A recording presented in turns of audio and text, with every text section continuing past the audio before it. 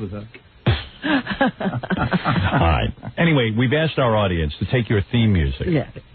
Play a little of the theme music, Fred. Here we go. Was that quick enough, Jackie? No pause. Right. Why are you attacking me? The theme music that Robin, it's her triumphant music. And we said, hey, why not put some lyrics to it? All right. So we've asked the listeners to do that. Today's the last day for your entry. Winner will be announced today, actually. No, Monday, May 6th. Monday, May 6th. We need time to judge. We're the judges.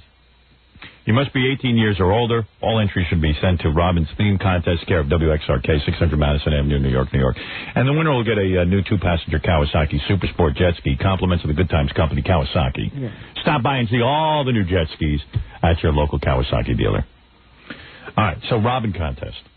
Okay? Entries, please. Entries, please.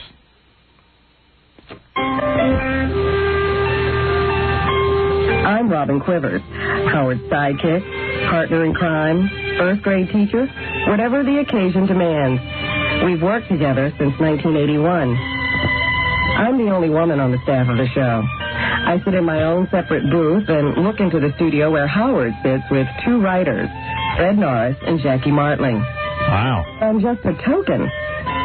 Being black and female makes it impossible for me to actually be a creative force on a radio show. And so I sit there taking a beat.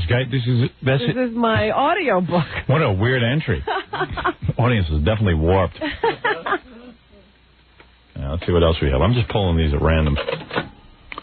The good old days in Baltimore. Daddy screaming, give me more. Come give Daddy a big bear hug. Her story is one of rags to riches. Now making millions for hanging with Howard and his bitches. Wow. What a horrible song parody. I mean, there's so many things they could sing about. But everyone concentrates on your father molesting you. Did that. No, I didn't. You emphasized that when you were giving the contest rules. Your fault. Where's hyaluronics as mentioned? I would open up with that. And horses and big breasts. Testing.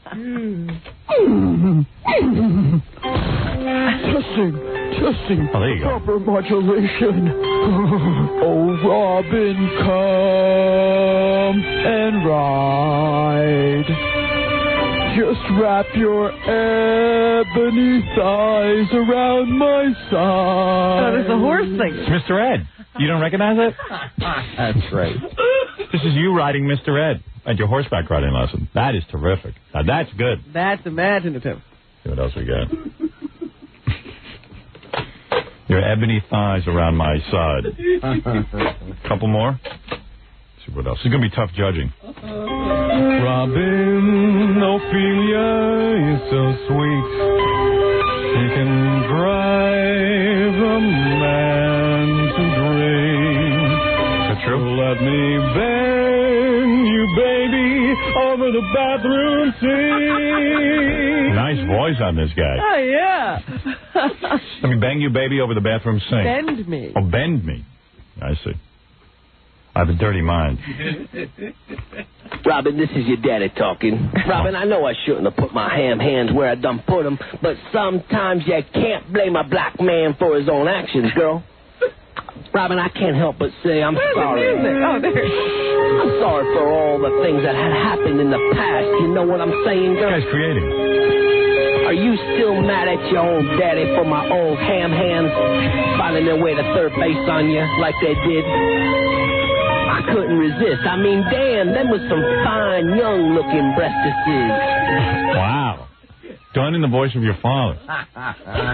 Does that guy sound anything like your father? No? Did your father ever say breastises? Never. Wow, some great entries coming in, and there's so many here I can't even get through them all. Really remarkable amount of entries. Can you believe it? One more? One more. Can you handle it?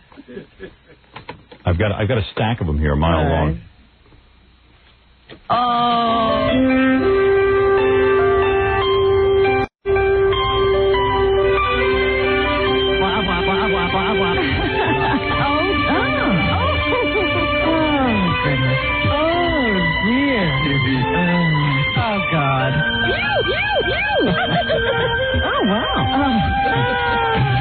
Wow.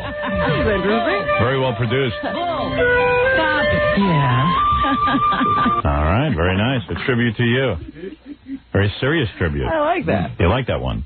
Well, we'll see who will win. You only have one vote in this. You know, it's so funny to me. Every time that music starts, now I expect to hear Robin. Robin. Every one of them starts off that way. Well, that's the idea. And eventually we'll have an official theme out of one of these. And we're going to take a break. We'll be back right after these. You're listening to The Howard Stern Show. 97.1 The Eagle.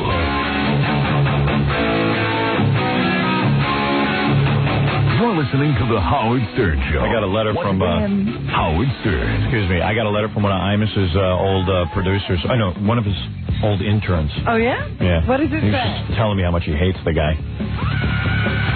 I won't give his name because my name is blank. And I'm blank years old. And I attend blank university. Okay. I interned for Anus in the summer of 1994 for a short time, and it was a living hell.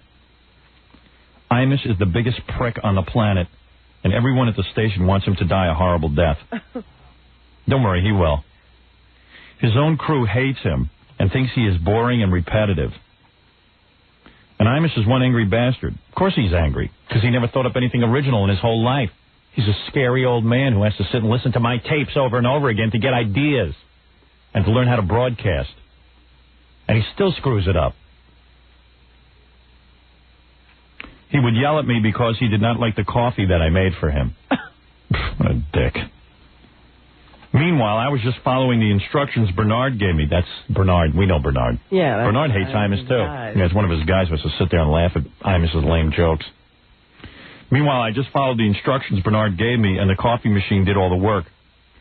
Imus would scream at me for things I had nothing to do with and lay the blame on me. I sat in the control room with Bernard McGurk and Lou Ruffino, the engineer, and all they could do was complain about how Imus sucked and how boring he was.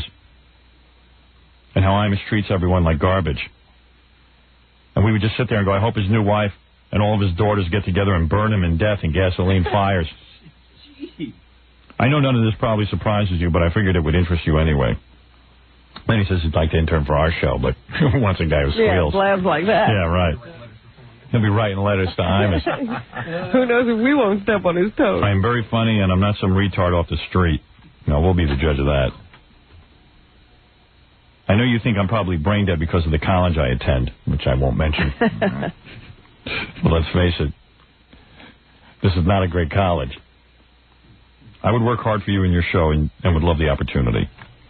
Anyway, hey, Gary, you ought to call this guy and bring him down here anyway, get him on the air. Let him badmouth and trash Imus. Piece of garbage he is. I'm trying to get that. They haven't. I want Imus portrayed in my movie somehow, and I want to get that guy from Pritzi's Honor. Oh, William Hickey. William Hickey. How old is he? Like 97? Close to it. I'm trying to get and put William Hickey in like a long, happening wig. So that he'll have like the big mane of hair. The curly hair. The curly hair, that young curly hair on that old, decrepit face and body. I'm your Donkey Kong. And he plays a good drunk. I thought you'd enjoy that. I know I did when I read it. Anytime you tell me something about Imus, I enjoy it. You want to start the news or you want to do the Academy Awards of phone callers? You haven't done that. Well, I could save it for tomorrow. I mean, What's tomorrow? Thursday. I could save it. It's almost over. Yeah, but I could. Time to nominate a new group. Yeah, but so what? I don't know. You think we should do the news? I mean, we could almost be. All right, let's do the news. Well, I have a question for you right off the bat. Yeah. I was looking at this story today, and I said, now, whose fault is this? Tom Chiasano, our general manager. This time you can't blame Tom. All right. There's a movie called The Santa Claus. Tim Allen stars in it. I think it's a great film. It's very funny. Yeah? I've never seen it.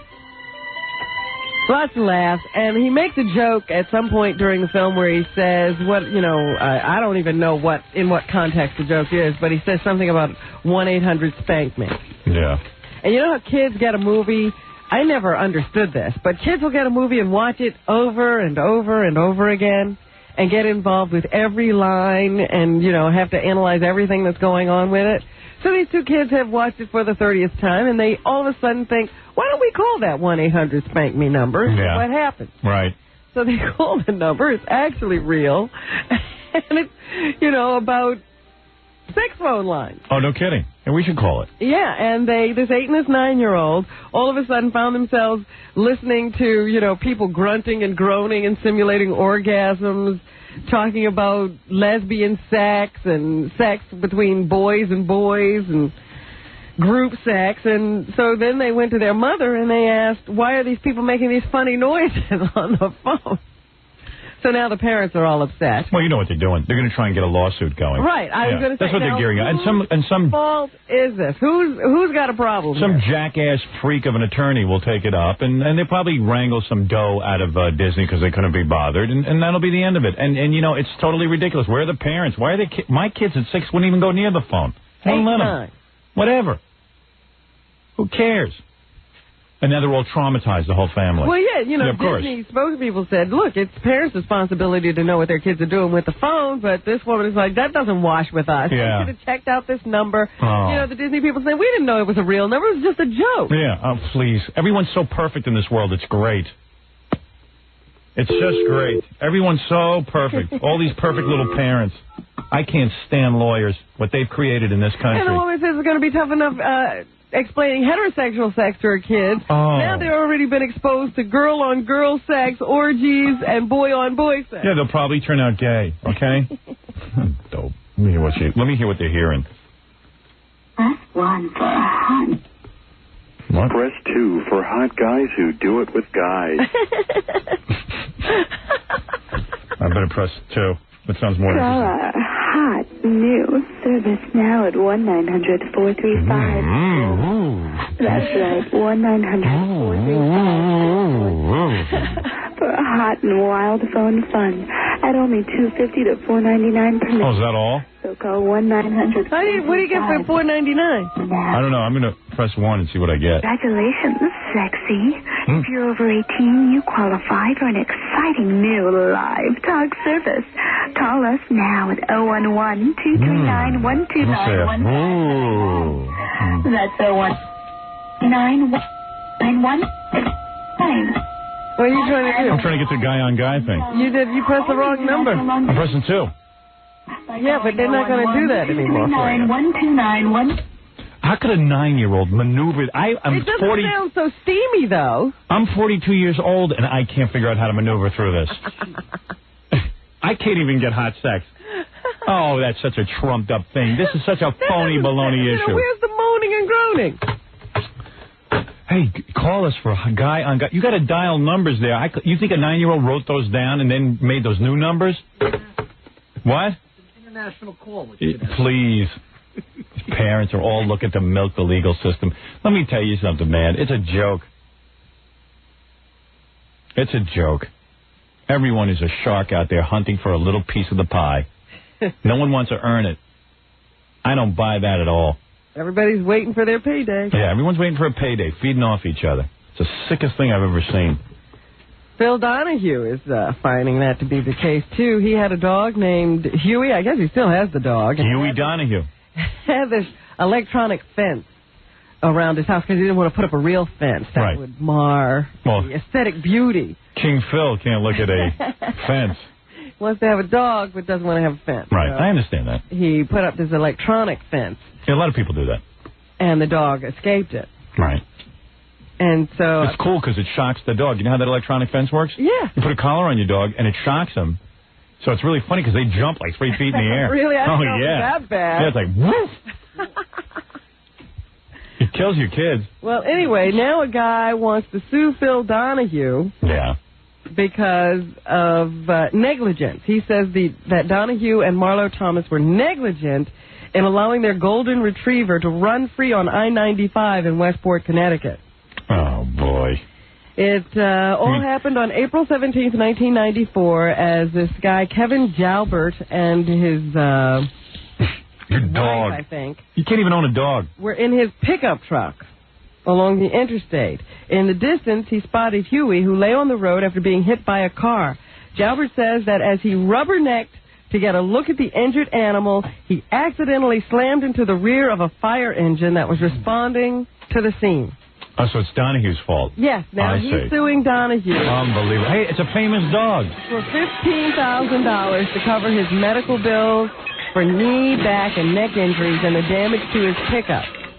Unbelievable. You know, it is unbelievable. And people accept this. I'm telling you, the guy has a lawyer. Lawyers are desperate for cases. Let me tell you something. This guy Donahue, listen, what do I know from Donahue? He puts up an electronic fence, which, okay, that's an accepted thing. Somehow the dog gets out. The dog goes and gets hit by a car. And now it's Donahue's fault. Donahue's not responsible for this guy's rubbernecking. Yeah. Why is he doing that? He could have kept his eyes on the road and he wouldn't have slammed into a fire truck. You mean, I must pass about 100 dead animals a day on the road. Or in the midst of dying, I ran by a rabbit the other day was in the midst of dying. Who owned that rabbit? They find out it's tied into Donahue. They get some lawyer. They should take this guy who's suing and make him pay for Donahue's legal bills. See, they figured Donahue will pay the money to make it go away. It's a nuisance kind of thing. It's a joke. It's a joke. But the idea that, because I'm too stupid to keep my eyes on the road, I want you to pay. Yeah. And a lawyer says, yes, this is a case we can take to court. I think they should sue the dog, not Donahue. You should sue the actual animal. No, I could see the guys who actually hit the dog, maybe. Right. The guy who looked at the dog? Used to be, in the old days, if a guy hit your dog, you could sue him. Now you can sue the guy who got the dog. What about you, Jackie? Any lawsuit over your cat getting killed in the road? Your cat Timmy cause any accidents? Not even. Unbelievable. It makes you wonder, like, when are we going to say enough about these lawyers and send them all to Tasmania? To eat in that restaurant. To eat in that restaurant and wait for something to happen to them. They've created this. This is who has created it. The legislators who are lawyers, it's a whole conspiracy of lawyers. They go to that law school and they must drug them, like in the Stepford Wives. And they come out and they make laws to confuse us. They create lawsuits to confuse us. The judges confuse us. Everyone's confusing us. And they're ruining America. When do they start suing billboard companies for taking away your attention from the road? Because I was reading your ad. That's right. Hey, good one. Same kind of thing. Hey, that happened to me this morning. That's a good one. Where's my lawyer? The same kind of thing. I'm driving along on the road. They got that billboard. I got confused. There was a naked girl. Slammed into a truck. Couldn't take it. And then you could sue the model, too. Everybody up there. Why don't we just all die? Every lawyer, it looks like a big, toothy shark to me. I remember when people worked for a living. What a joke. And they call that they call these guys Esquire. They even give themselves fancy names. Limited and Esquire. Yeah, Limited and Esquire. I've never known. You're an Esquire as soon as you graduate, I suppose. I got lawyers. I get bills from these guys. $400 or $500 an hour they charge. Can you imagine? Do you know a profession where you're worth $400 or $500 an hour? Aside from disc jockey and modeling, right? $400 or $500 an hour.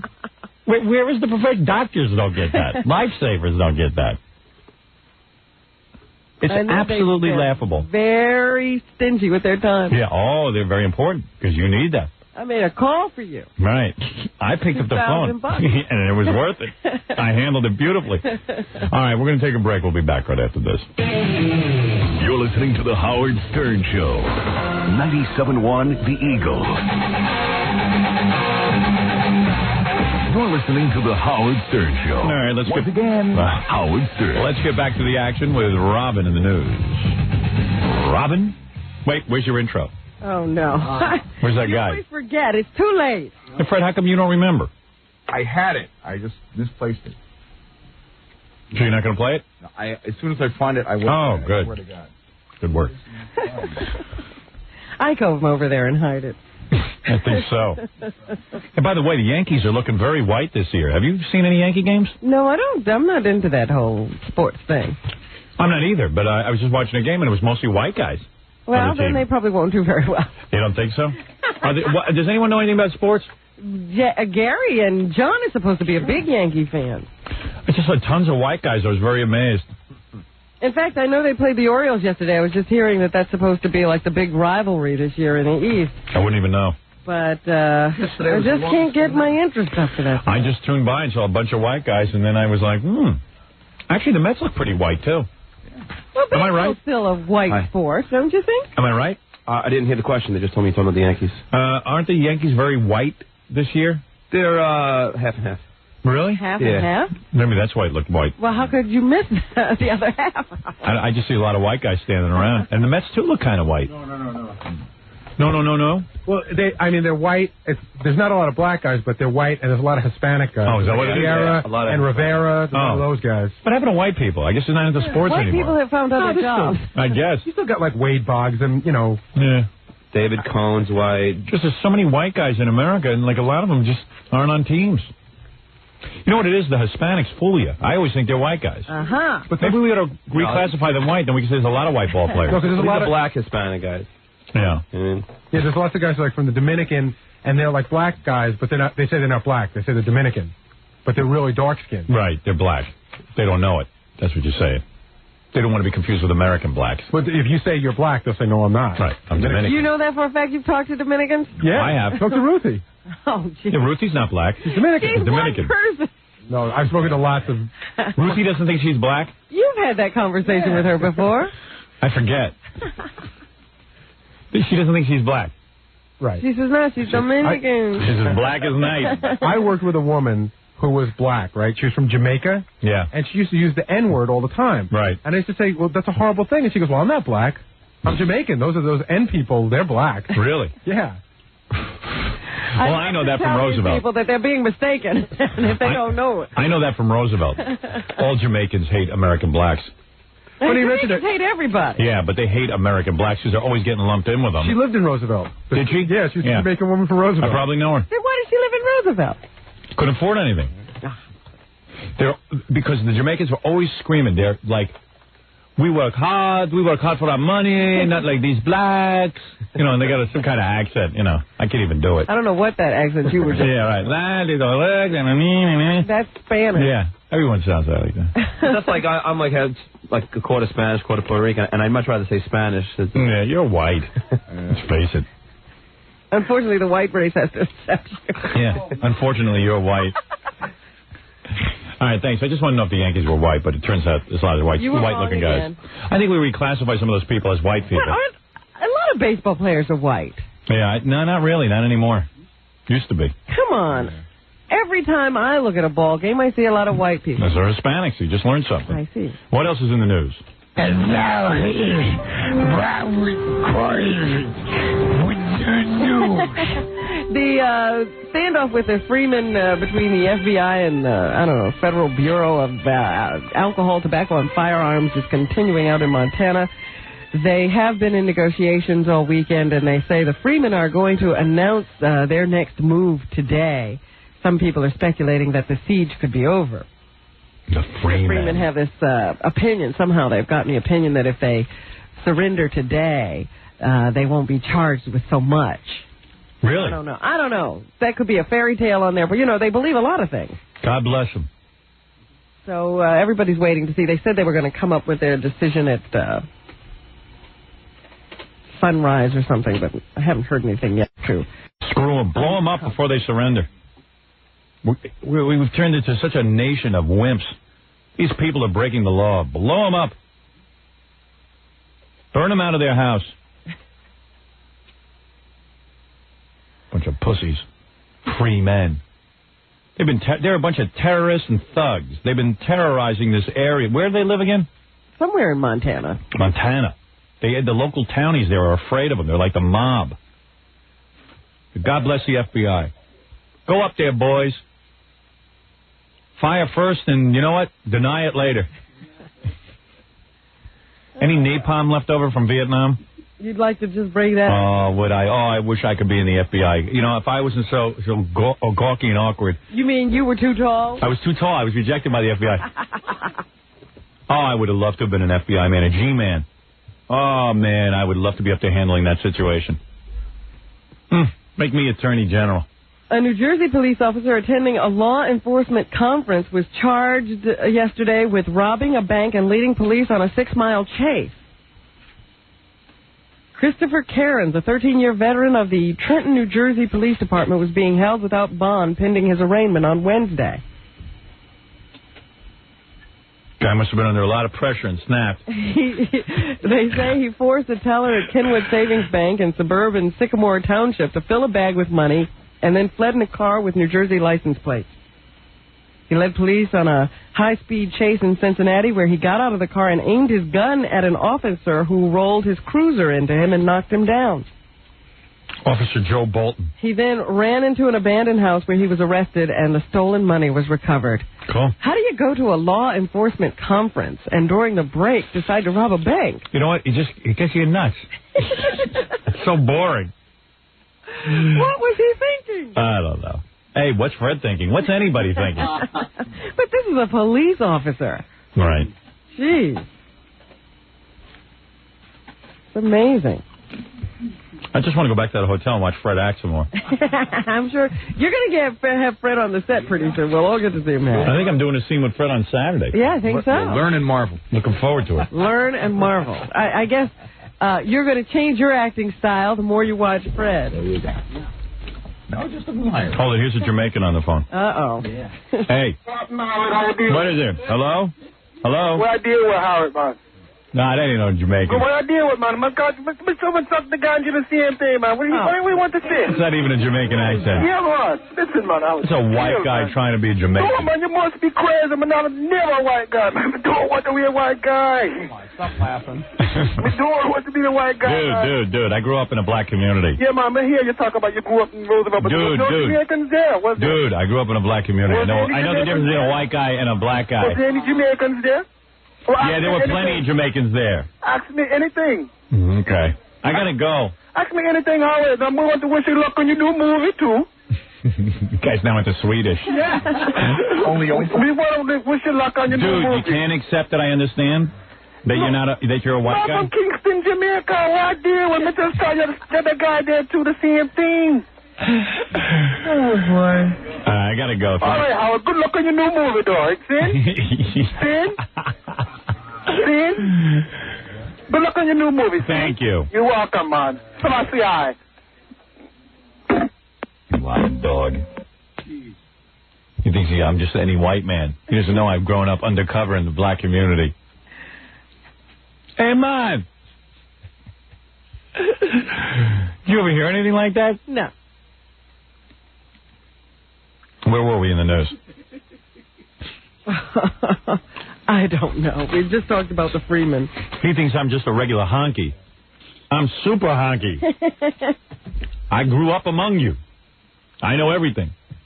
A math professor at the Northwestern University in Chicago says the Unabomber suspect, Ted Kaczynski, once threatened to get even with other professors who rejected his anti-technology manuscript. So this manifesto that was printed in the paper, this guy is now saying that Ted Kaczynski presented this to other professors at Northwestern or someplace years ago. And when the professors rejected it, he got angry. Yeah. It's the ramblings of a madman. And he was very upset with these other professors, said they treated him rudely and didn't recognize, I suppose, the wisdom that he was pointing out in this manifesto of his. And so he then threatened to get even. 5 weeks later, a bomb exploded at the University of Illinois Chicago campus, injuring a security guard, of course. He really got even with the professors. Remind me not to reject any of Fred's scripts. So it seems there's more and more evidence. Fred gets like that when I reject one of his scripts. He's like, you don't appreciate me. You don't think that I know anything. I don't see what the point is in showing this material to you. You never use it. I don't know, man. You're the same way as the Unabomber. I must have looked at you wrong today. I must have looked at you wrong today or something. Unimotion. Am I right, Robin? I was going to say just now when you said something about his acting, I thought that was a bizarre. Hey, Jackie said that, not me. Oh, I didn't. Jackie was the one who brought up the acting. Right, Fred? You all brought it up. Quite honestly. What? You all brought it up. We're all wrong. All right. I thought your acting was good. I like waiting a half hour for you to say one line. There you go. Oh. See, there you go. It's God telling you something. All right, go ahead. What happened? Neighbors in Sacramento, California were getting bad vibes from a suspicious battery-powered device they found, so they called the bomb squad. Yeah. The bomb squad took a look at the cylindrical instrument and turned a water cannon on it before evacuating nearby homes. But it was not a bomb. They now describe it as an instrument that would typically be used by a woman in the privacy of her home. Oh, it was a vibrator. Somebody found a vibrator, thought it was a bomb, and called a bomb squad. They did dismantle it just in case it was a bomb, but it was just a regular... They bring the dogs to sniff it? No. I don't think so. That ain't no bomb. Let me smell I that. wouldn't go near it. No. Ooh, let me smell bad. Ooh. Let me take a break. Come right back. We'll finish the news. Hey, we might actually get out on time today. Could be. Yeah. Stranger things have happened. Boy, that would be unreal. Let's take a break. You're listening to The Howard Stern Show. 97.1 The Eagle. It's The Howard Stern Show. Here's Howard.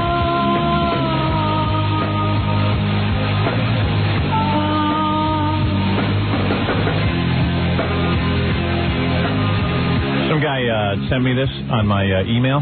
What?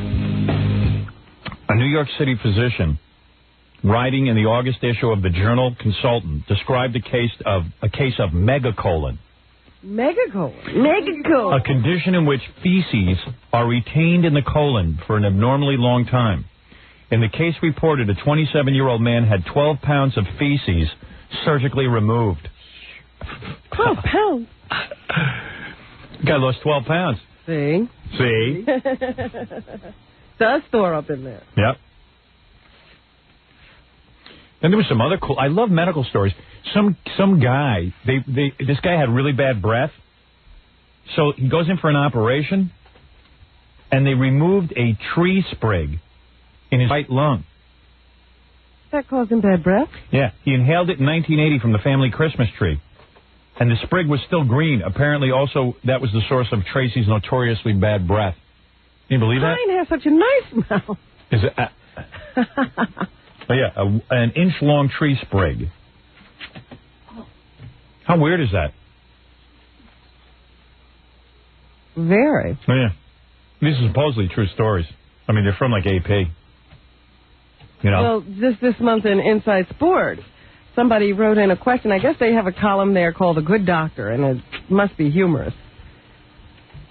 Of all the female weightlifters in America, which one's the best? This girl named John... most of them are guys, I think. Who is the best female weightlifter? It says, of all the female weightlifters in America, which one's the best? Demi Moore?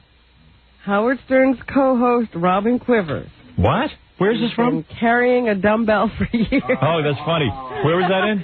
Inside Sports. That's pretty good. Hey, that's pretty good. I should have thought of that. Figures I'm the brunt of the joke. You know what I said to myself after reading? I said, you know, whenever people criticize us, one of us is dumb. Yeah, I know. It switches back and forth. Either I'm dumb or you're dumb. And we're so stupid, we're doing better than most of those people who are calling us dumb. That's what I like. I'm real stupid. I don't know what I'm doing. I'm just about to start shooting a major motion picture tomorrow, that's all. You're just that dumb. I like being stupid. I like being stupider than everyone. What else is in the news, Robin? Security has been tightened around the Australian madman Martin Bryant, charged with the mass murder of 35 people the other day. I'm stupid all the way to the Oscars. That's how stupid I am. Trying to protect him from an attack by vengeance-crazed countrymen in Australia. Gee, I can't understand why they want to kill that guy, a crazy surfer. Why don't they just rip out his arms and legs and kill him?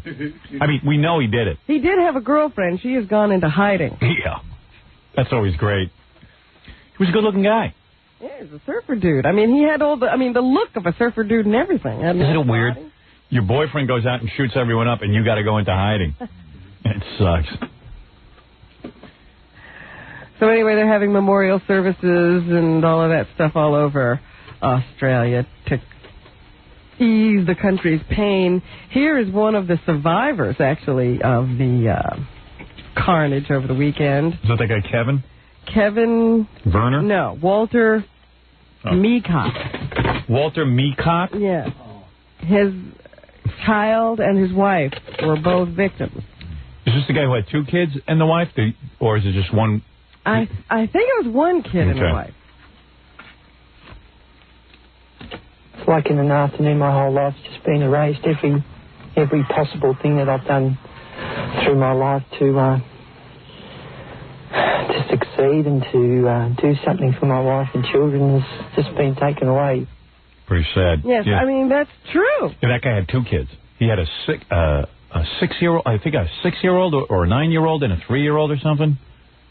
And a wife. The guy killed the wife. Then the 6-year-old tried to run away after he killed the wife and the 3-year-old, and then the guy gunned the 6-year-old down. Oof. Heavy stuff, man. My brother-in-law was right there. He was having lunch. My brother-in-law does, like, international work. I still don't know what the hell he does, but it's international. We try to find out. It's impossible. Some with computers and newspapers. But he was having lunch right at that restaurant, and then his friends convinced him to go hiking. He went hiking. He heard the shots and everything, and they wouldn't even let him down off the mountain. He said if he hadn't gone hiking, that would have been it. He would have been in the restaurant with that guy. Pretty weird, huh? Yeah, well, this guy went off to golf, and he left his family at this restaurant, I guess. Wow. And they got it. So, pretty horrible. Moral of the story, hike your ass off and do some golf. Keep moving, even at resorts. Yeah. Oh, man, is that freaky. Yeah, he lost a 6-year-old and a 3-year-old. Yeah, that's the guy. Pitiful. What else is in the news? Oh, goodness. Gay marriages. Some New York lawmakers don't want any part of them. Both Democrats and Republicans are backing a bill that would void same-sex marriages regardless of whether they're recognized elsewhere. So if the whole country should go for same-sex marriages, there's some people in New York who say we should be exempt. It's wrong. There should be same-sex marriages. Anybody who wants to get married should be subject to the same rotten laws the rest of us are. Right? Let me tell you something. The best thing homos have going for them is that they're not legally married. They don't know it yet. You want to end that? Yeah. I want to end that. I want them to have the same suffering that everyone else has. Well, you know what? We're supposed to have a separation between church and state, but sometimes our lawmakers forget that. Yeah. This Democrat, Anthony Seminario, calls the idea of gay marriage an act against God and nature. Yeah, but you're right. There's separation between church and state. What's it got to do with God? 2 citizens who are law-abiding want to have some sex and get married and torture each other. Let them do it. I don't know why. I mean, these people need to be protected. Why not? You know, they oftentimes live many, many years together, and then somebody gets sick, they can't even get into the intensive care unit because they're not a family member. There's nothing sadder than 2 old, sick queens. And one of them can't visit the other one. Right, it's wrong. Make gay marriage legal. I saw a movie once where, you know, this little old decrepit woman, she and this other little old woman had been living together for years, sleeping in the same bed, and then they separated and put them in 2 different nursing homes. They both died. Yeah.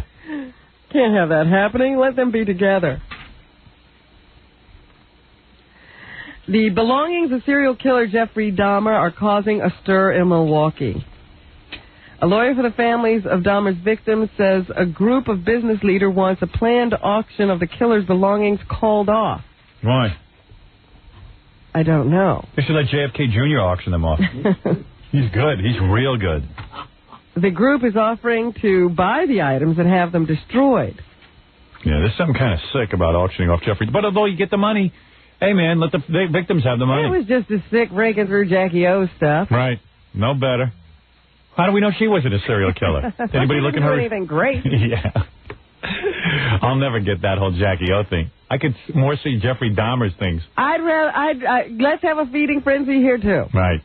Among the items, knives, saws, and a refrigerator that held the heads of some of his 17 victims. Wow. And guys actually want to buy that. I don't know. That's got to be a guy thing. Hey, man, guess what I have in my house? The refrigerator that Jeffrey Dahmer used to store human heads in. Well, I won't tell people about your collection of tapes. What tapes? Of people killing themselves. Oh, yeah, that's normal. You think that's sick? It's not a collection. It's just I have a few. So I like to watch it. Please. Makes me feel good about my existence. Okay? How much is that refrigerator? Let's take a break, and then we'll close out the show right after this. You're listening to The Howard Stern Show. Howard Stern Show. 97.1 The Eagle. We're back with The Howard Stern Show. Here's Howard. Okay, Robin, let's wrap up the news. Following the Jeffrey Dahmer story, police in Sparta, Michigan are holding a teenager accused of murdering a man and then mutilating the man's severed head. 17-year-old Federico Cruz is being held without bond. He's being charged as an adult with murder and mutilation. They were alerted to the case by the father of one of the boy's friends. Investigators found the head wrapped in plastic sitting outside Cruz's house. Oh, yeah. Inside, they found a videotape showing Cruz cutting open the head. Officials say the boy... A videotape? Yes. Now, who made the videotape? He did. Wow. Officials say the boy has confessed to following a man along some railroad tracks last Thursday, bludgeoning him to death, and then cutting off his head. They claim the boy took the severed head back to his bedroom and then made the video, which investigators say he describes as a movie about murder. Young filmmaker. Yeah. Oh. That's how I think got started. They can't figure out who the victim is.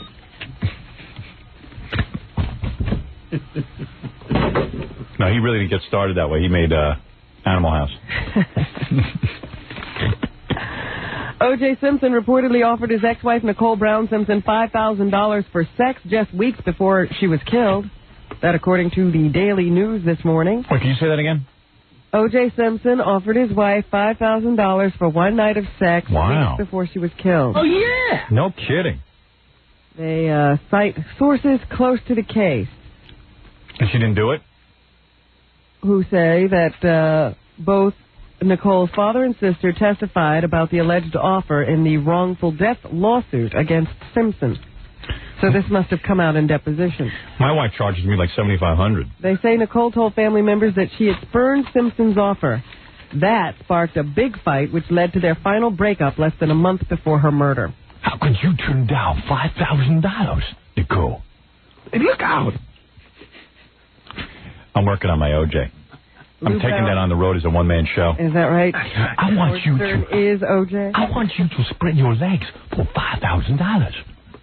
Lou Brown also testified yesterday that he felt Simpson was in a dark and brooding mood the evening Nicole was killed.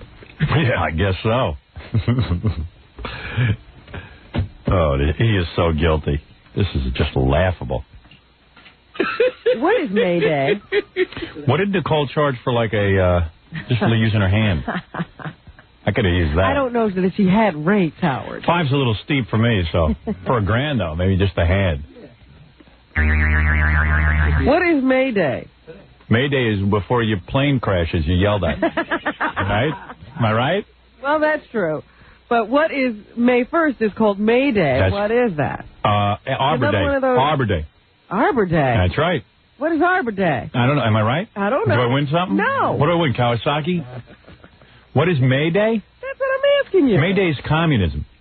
That's like in May, everyone gets together in the Red Square. But why May 1st? Because it commemorates the death of Lenin. You fool. No, it's the overthrow of the square. It's when Chairman Mao... I don't want to say you don't know. I know this from school. May Day. I call it. Either. I think it's May Day because I may get laid today. Baby. I know. We used to make a maypole. Right. And dance around it in school. And you went to a communist school. Ever told me what we were doing that for? I don't know. Somebody look up May Day. Do you know Fred May Day? I just thought it was the first day of May. That's it. Nothing fancy. Right. No, I know it has something to do with communism. I know the communists have big parades and all that stuff. That's where they bring out all their tanks. I don't think they do that anymore. I don't have any. Oh, they got them. Everyone acts like they're not a threat. They're still a threat. They're crazier than ever and more destabilized. Trust me. I might not know what May Day is, but I know a filthy, stinking communist. I was around for the Red Scare. Palestinian leader Yasser Arafat is in Washington today for a meeting with President Clinton. Russians have silos filled with scary stuff. This is Arafat's first trip to Washington since his election in January as president of the Palestinian Authority and national leader of the West Bank and the Gaza Strip. Holy moly. There's a new cigarette in town. Yeah. It gives off virtually no smoke. What good is that? That essentially eliminates the problem of secondhand smoke, Scott. You gotta be kidding. Leaves almost no ash. I don't get no ash as it What is. happens to the cigarette? What happened to the ceremony? Half the fun. What happened to the fun of the smoke coming in and out? They say it sort of eclipses everything you thought about cigarettes before, and that's why R.J. Reynolds Tobacco is calling it Eclipse. They are now in the final state of testing. Don't you wreck my life? They won't be getting my test business. marketing. So I don't understand something. What's the rush? I mean, when you inhale, you actually inhale something? But you have to light No it? smoke comes out. But does it go into your lungs? Oh, yeah. And when you blow out, does smoke come out? I don't know. Why don't you do some research, Sweets? That's impossible. Maybe nothing. I don't know. We'd like to test them right here with our own Scott the engineer, because God knows anything will help. Defies all the laws of Here's the smoking company's physics. head of new business development, Kevin Verner. Sounds like the same kind of fun I had with non-alcoholic beer. He says the smokeless cigarette has been a long time coming. No. Eclipse has been in development for several years, and RGO has conducted extensive testing of the brand's concept and its taste. Since 1993, we have worked with over 12,000 smokers in 20 different states, including over 2,000 right here in Chattanooga, to help us develop and refine Eclipse. I love to smoke with the smoke coming out of my lips. Yeah, I think Scott likes that whole curling, furling thing there. The smoke hides my bald head. Good God. You know, I'm also buying a horse with no legs. It's very safe to ride. To me, smoking is cancerous. It's more dangerous. It separates the men from the boys. What's next? No female private part sex? Well, I don't know, but... When I was a smoker, they used to have a cigarette called Lark. I don't know if they still have them. Yeah, I think Lark still exists. They were really annoying. You would smoke them every time you were trying to quit. And they had Trues also. True is the same brand. Plant filter. And you draw on it. You know, you'd be sucking in, and no smoke would come out. It would almost kill you trying to get the smoke in. You had to suck like Mr. Blackwell on a date. And you couldn't get any smoke out of it, and it just became frustrating. So you'd smoke 3 times as much. I don't like it. What? Go on. I don't like it one bit. It goes against all the principles of smokedom. They should really test Scott. Scott is a cigarette lover. That's right. I would partake in a test. For free? If I could smoke. That would be heaven. Pay me to smoke. I just don't understand. No ash, no smoke. No Scott. No point.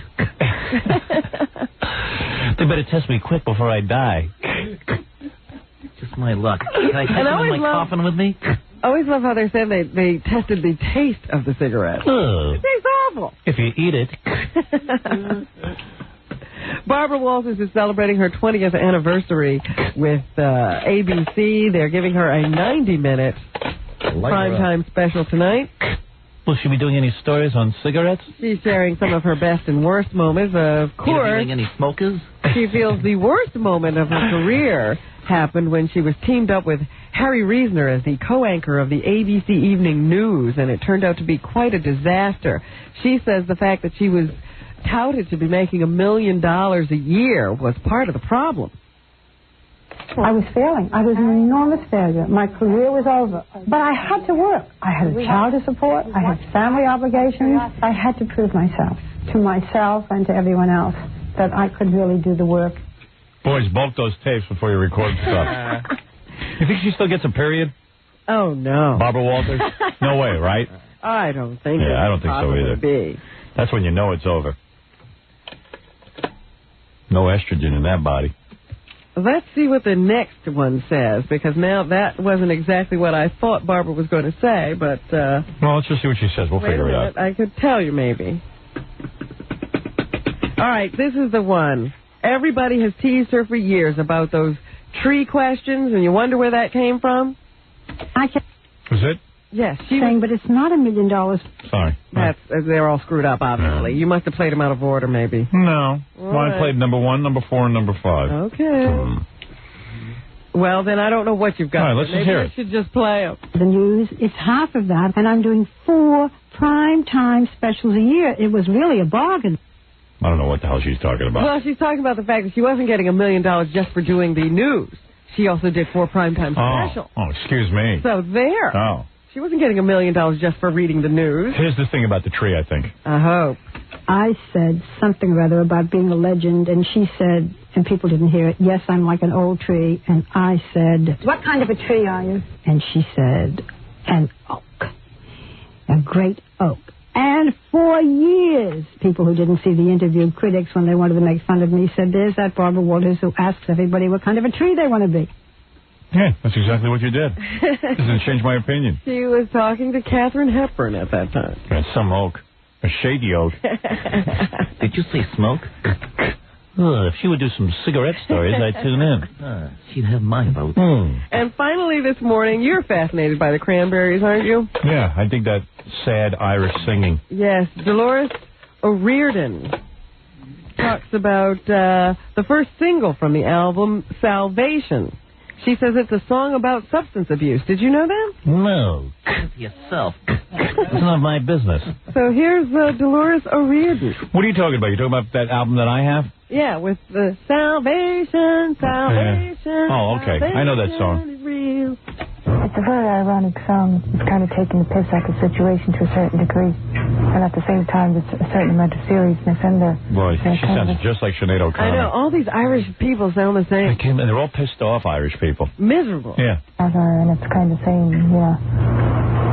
don't do it, don't do it. I mean, obviously, it's too late if you're a heroin addict to not do something. And A lot of people don't like it if they're a heroin addict and they were pissed off. So it really takes a little. They sound like robots over there. What are they drugging those people? At times you would love to actually tie your children up as opposed to let them go out and destroy themselves. But hey, you did it yourself to yourself, and your parents stopped and you just made you want to do it more. So it's kind of about the. Oh my goodness! All these female political types. Thank God they can write songs, because when they talk, they make absolutely no sense at all. I tell you, I'd be afraid to get into bed with her because I'm afraid that she'd take out a gun and blow my brains out because she's angry at the human race and all mankind.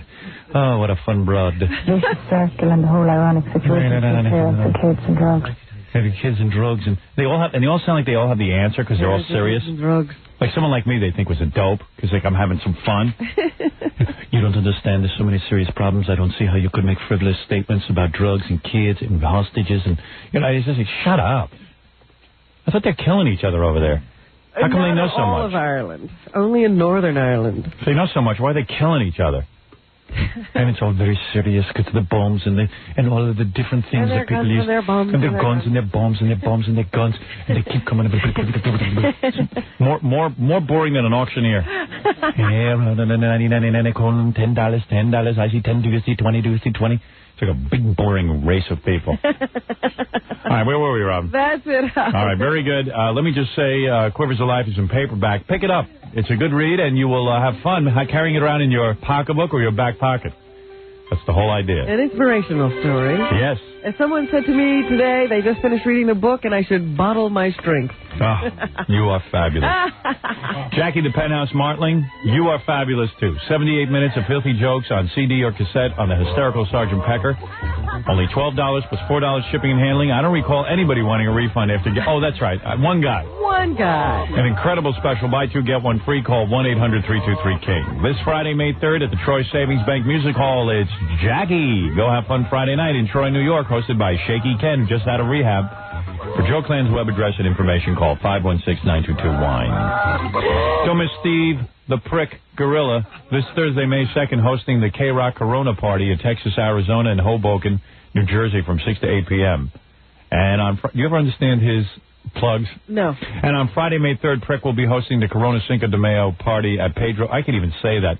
Cinco de Mayo. Why do I have to learn that? Now that's part of my heritage, too. Cinco de Mayo. That will be at Pedro O'Hara's at the South Street Seaport from 6 to 8 p.m. And if you're planning a wedding or party, you need a DJ, call Scott the Engineer's Rocket Entertainment at 718-BAG-5040. We'll see you tomorrow. All right.